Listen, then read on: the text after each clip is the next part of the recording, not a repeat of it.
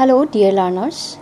I hope you have gone through the materials that have been already uploaded.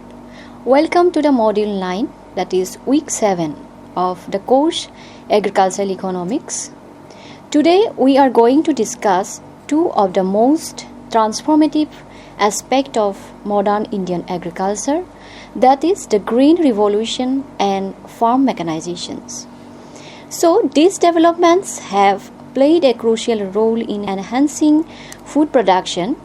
It also ensured the self-sufficiency as well as it improved the farmer's livelihood.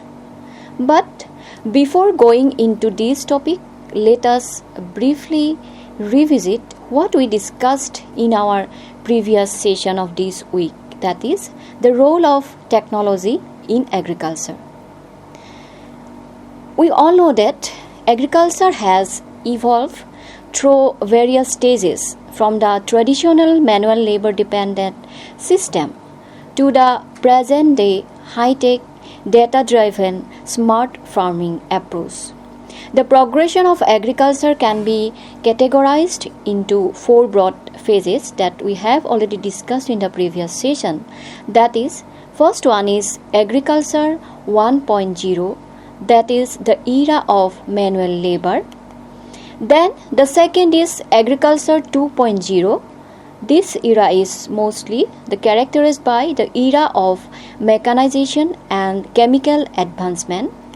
Then the third one is agriculture 3.0, that is the era of precision agriculture. And the fourth one is agriculture 4.0, that is digital revolution in farming. So with this background, let us now explore how the Green Revolution and farm mechanizations further transformed our agriculture. So dear learners, in these sessions, we will be discussing about historical perspective of Green Revolution in India, phases of Green Revolutions, various impact, both positive and negative impact of Green Revolution, and farm mechanization. So first, let us discuss about the Green Revolution, its historical perspective. It is a well-known fact that in the year 1943, that is, India suffered from the world's worst food crisis because of the famous Bengal famine, which caused the death of approximately 4 million people in East India due to the hunger.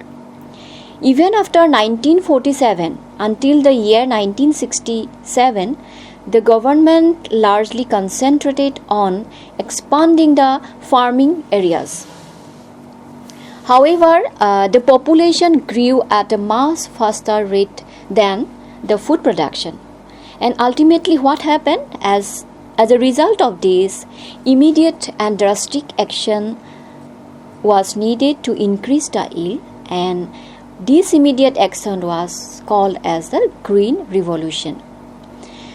After independence, India faced severe food shortage and heavily relied on food imports to meet the needs of its growing population.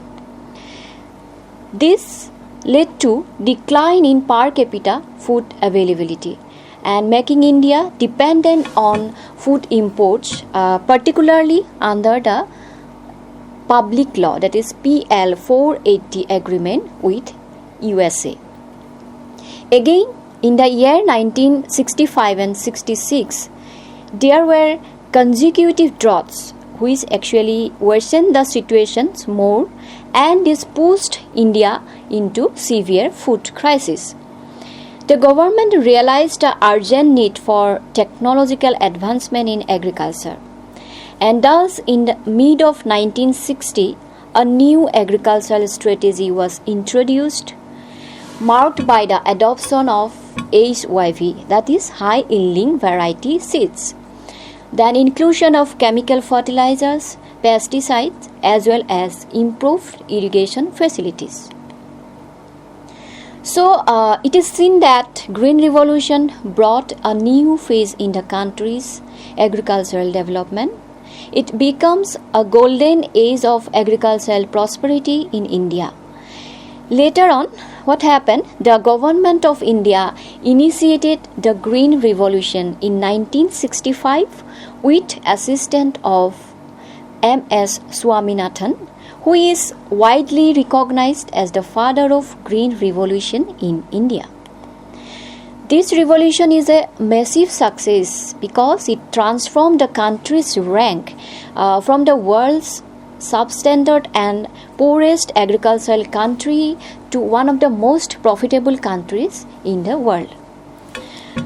And one of the most significant development during the Green Revolution was the introduction of high-yielding variety. It is already discussed.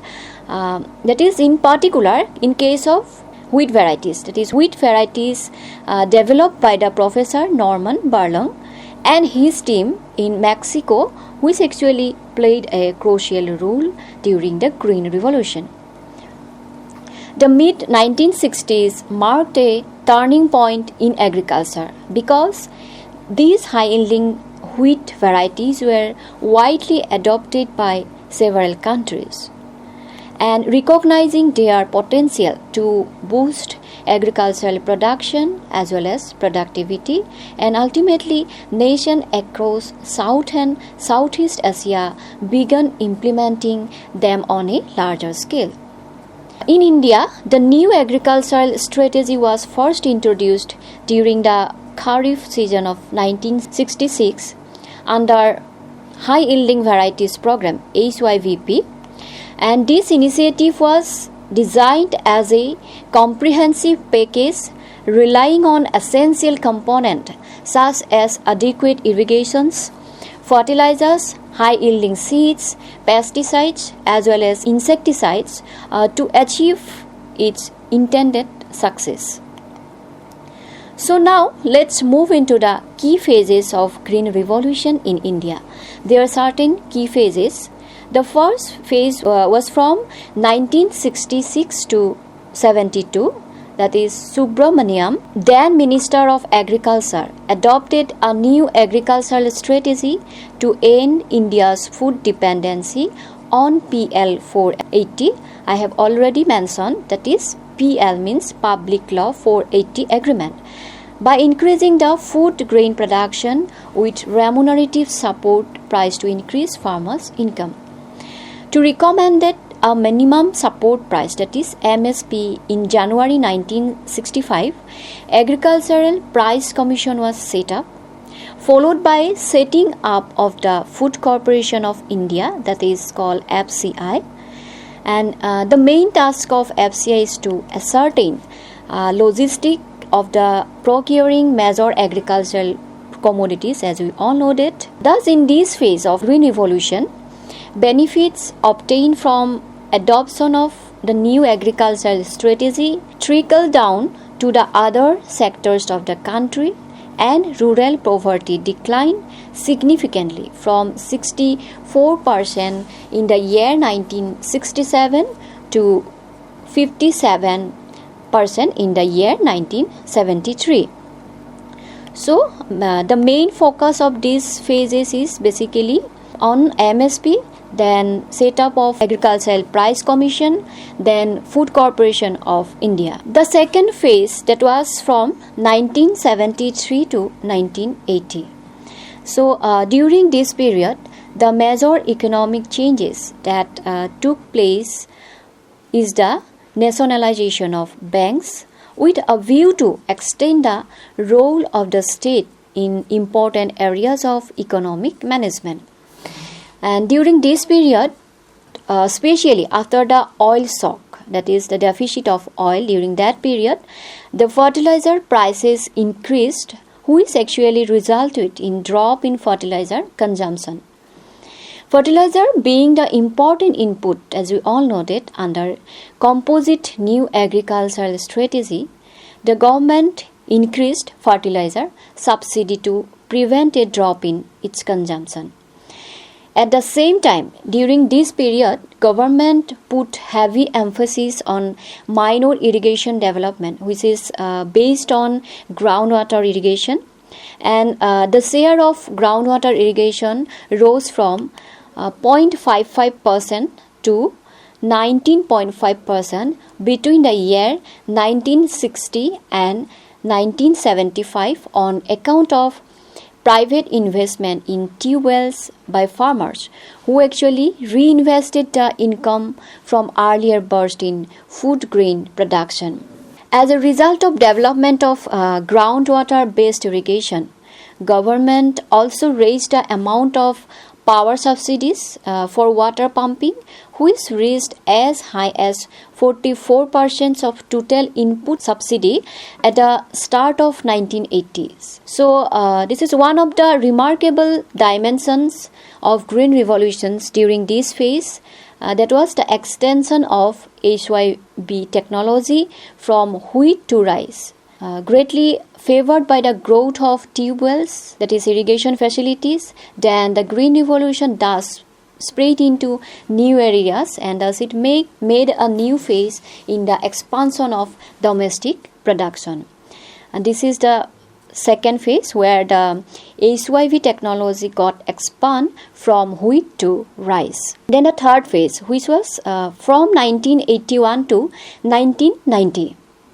So the third phase of green revolution is remarkable in the sense that in this phase, by the end of 1980s, India consolidated its status as a food secured country with sufficient amount of food grains. One interesting development noticed during this phase is the high yielding variety technology spread eastward to the states like West Bengal and Bihar. And this experienced surpluses in rice with output over the 1980s, growing at 5 and 3.7% respectively. However, in the rest of the country, the impact of green revolution became weaker by the year 1985, once the new seed varieties had been widely adopted in the main producing regions. So these are the three phases of green revolutions. Now moving to the impact of green revolutions. So there are both positive and negative impact of green revolution in Indian agriculture. So first move into the positive impact of green revolution. So increased agricultural productivity and food security. That is one of the once the food shortage, India became the world's biggest agricultural producer with a grain output of 131 million tons in the year. The Green Revolution was a transformative period in agriculture, marked by the introduction of high-yielding variety seeds, improved irrigation technique, and increased use of fertilizers and pesticides. And this led to a significant rise in crop yields, particularly staple crops like wheat and rice.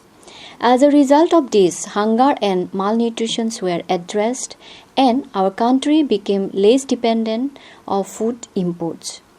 These revolutions played a crucial role in ensuring global food security and economic stability. The next is the economic growth. Agriculture contributed significantly to national GDP, that is gross domestic product, and rural employment with the help of green revolution. Then the technological advancement, that is during green revolution, adoption of modern techniques revolutionized the farming practices. Now coming to the other impact, that is change in attitudes. One of the most significant positive impact of green revolution has been the shift in the farmers' attitude in the region where the new agricultural strategy was implemented. That is, increased productivity in these areas transformed agriculture from subsistence-based activity into a commercially viable enterprise. So this was the main achievement of green revolution.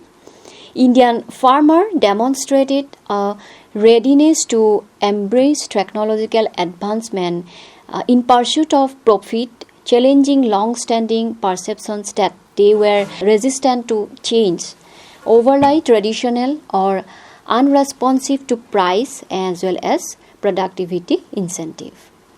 Now coming to the negative impact or some criticism of Green Revolution. The first of all is deceleration in agricultural growth rate. That is, after showing the remarkable growth during 1980s, India's agricultural sector experienced a slowdown because of the economic reform period that began in 1991. So the growth rate of food grain production declined from 2.9% per annum in the year 1980s to 2.0% in the year 1990s and remained at 2.1% per annum in the first decade of the 21st century. This period marked a turning point as the steady agricultural growth that had gained momentum since the mid-1960s was disrupted. And there are many factors, many causes of this deceleration in agricultural growth.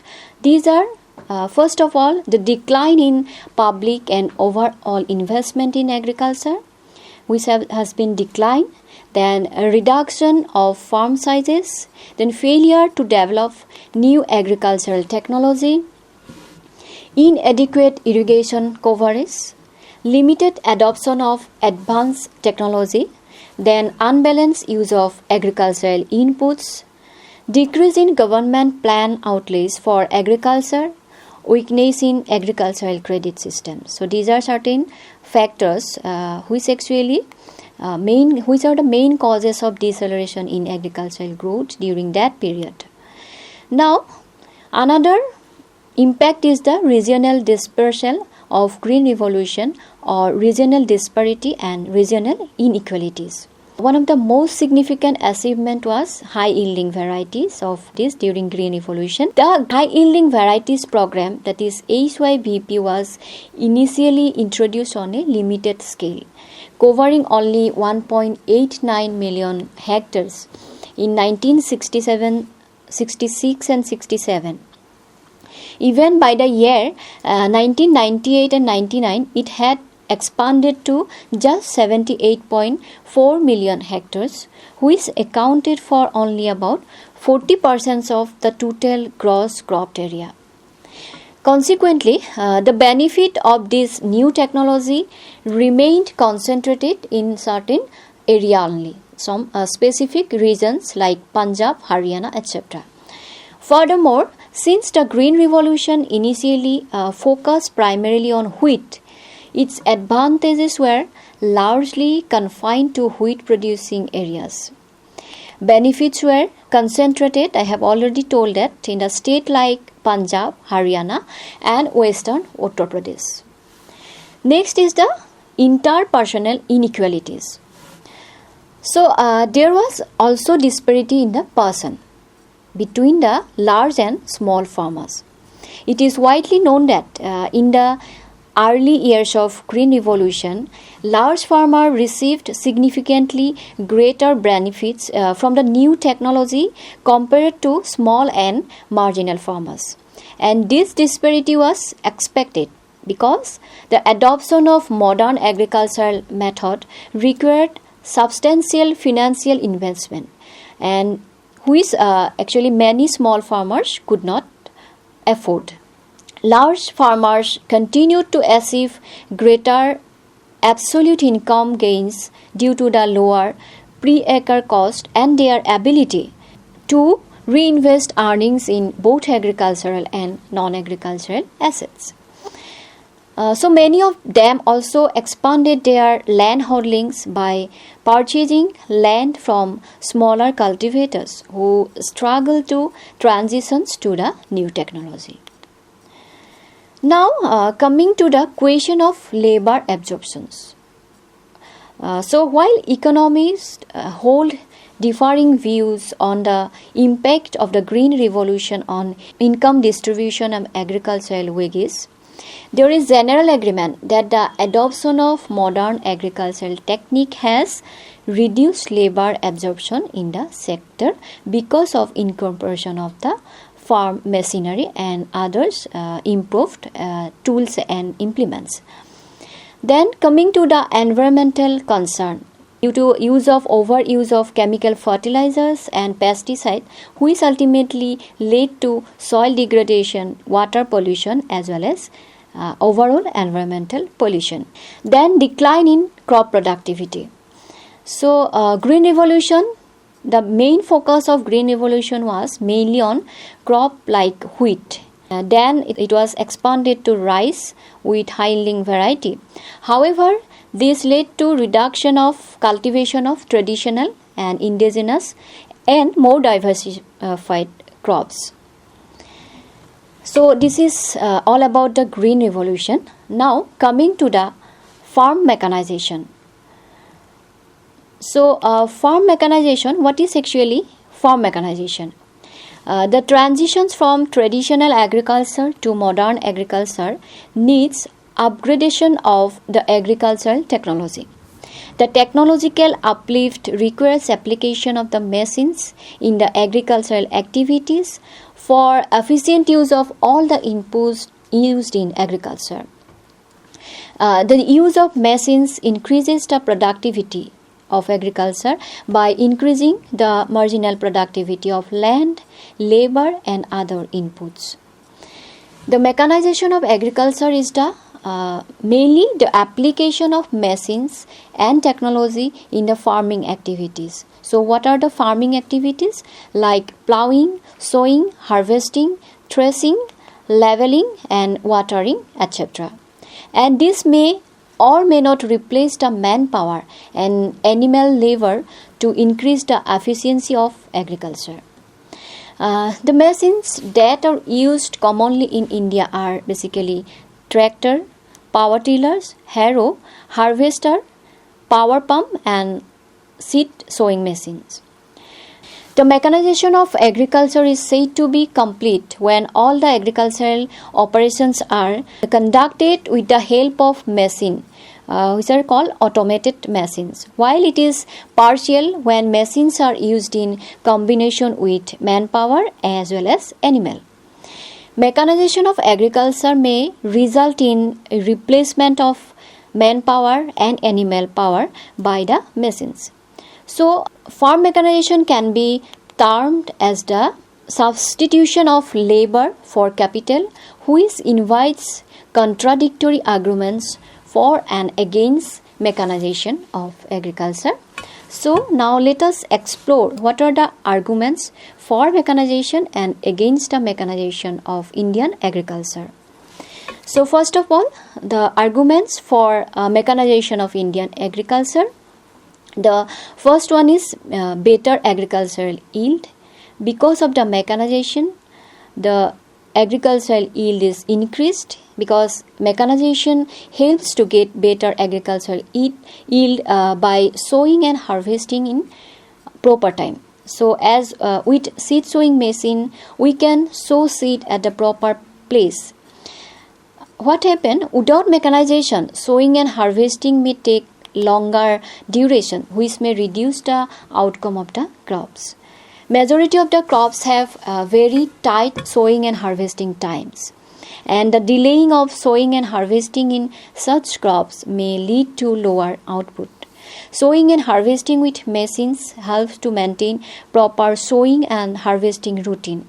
Again, mechanization also increases agricultural yield by increasing the net area sown, and it also increases the cropping intensity in less time. The second is the reduction in cost. Mechanization helps the farmer in plowing, sowing, harvesting, threshing, etc. in very less time, and it leads to large scale production. Sometimes what happens during harvesting times, we may not get adequate labors, and ultimately what happened, it lead to delays in harvesting. Moreover, less availability of manual laborers during harvesting and sowing season increases the wages also. Therefore, using machines can enable farmers to cultivate in their lands with lower cost and lower risk of crop failure. Then the third one is multiple cropping. So what is multiple cropping? Multiple cropping means simultaneous cultivation of more than one crop on the same piece of land in a growing season. And it is essential to feed the growing population, increasing population of India. And with the help of mechanization, it is possible to go for multiple cropping. Then soil or land reclamations. So what is this? What happened? Mechanization of agriculture helps in reclamation of land. In India or in agriculture, these are the major problems in cultivation, and also the continuous monocropping, which ultimately degrade the soil health. In India, large area of land is infested with rooted weeds. So with the help of machine, we can reclaim the soil by the eradication of the weeds. Then the next is soil conservation. The operations like drainage, soil conservations involving contour bounding, terracing and ridging can be carried out more effectively with the help of machines.